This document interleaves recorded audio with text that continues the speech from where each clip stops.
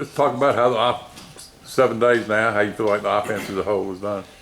You know, we'll know a lot more after we actually scrimmage on Saturday. I did think the first 5 days before the break were really, was really pleased just with the attitude, the effort, the energy. We came back. Tuesday was what you were afraid of coming off of spring break. It was fairly sloppy. It wasn't really that great. Today we bounced back, had a little bit better day, but guys are working hard. The best thing is everybody's coachable. They're hungry. They're buying in. The guys came up with on their own, as I'm sure y'all know, just the motto of earn it, and they just come to work. They're trusting their coaches, working hard, and but we'll know a lot more after Saturday of kind of the quality of where we're at. This from a quarterback standpoint, obviously you're rotating a lot of guys. What have you seen out of them, I guess, nearing the halfway mark of spring so far? Well, I've been pleased so far. Then again, we've had 7 practices. They've been in orange jerseys the whole time. So what I've been pleased with is their attitude. I think all guys are better than they were before we started. I think Jeremy's better, and you can just tell his attention to detail and his hunger and to try to get better. I think Sean's healthy again, so he's the old Sean that played in the Kentucky and the Arkansas game and was playing pretty well.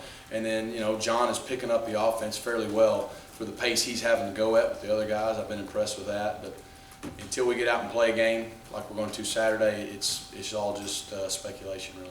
Well, are they going to go live Saturday? We haven't decided for sure yet, but it's very possible. But even then, that's still going to be the most, whether they do or not, it's the most game-like situation they've been in, and a lot of plays at a time, and just to see how they respond and react, that'll be big.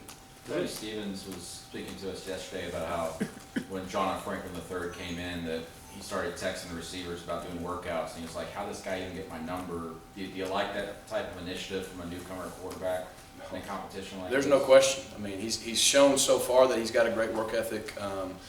He's tried to do everything and take advantage of every opportunity he has had to learn the playbook, learn more about the system, learn the offense, just improve. And so I've seen positive development there, and there's no question that's the kind of initiative and leadership we need. Do you find it critical to have an organized depth chart at quarterback when you leave the spring, or is that just something that's talked about and not really a word? Well, I think critical is probably not the right word. I mean, optimal, you'd always like to have everybody organized, but everybody's competing right now, and it's kind of like we were about 2 or 3 years ago. The refreshing part of it is everything's fairly up for grabs. I mean, we don't have a lot of solidified guys coming back, but we have some guys that we think have a chance to really be good players. And, of course, we're learning a lot in the first 7 days. Saturday's still going to be our biggest evaluation. We'd love to come out of spring having a lot of things answered. Who knows if we will or not. But right now, everything's up for grabs. The guys are competing hard, and we'll do what we got to do to get the right guys there. If we know at the end of spring, we do. If we don't, we don't. With a dual threat guy like John, Rhett, and the comparisons are going to naturally go back to Nick and everything. Whether that's fair or not, we'll try to tell, but that's going to happen. Is that, in your mind, is that a comparable situation, not merely because they're both mobile quarterbacks, but skill-wise, is that there? I don't know yet. It's a fair question. I think I'll know more probably after Saturday. There's definitely some parts of his skill set that would, compare favorably. Not quite as big. Got the speed and the quickness. Arm probably very similar in a lot of areas. So we'll just see. The one thing he's been here in the spring.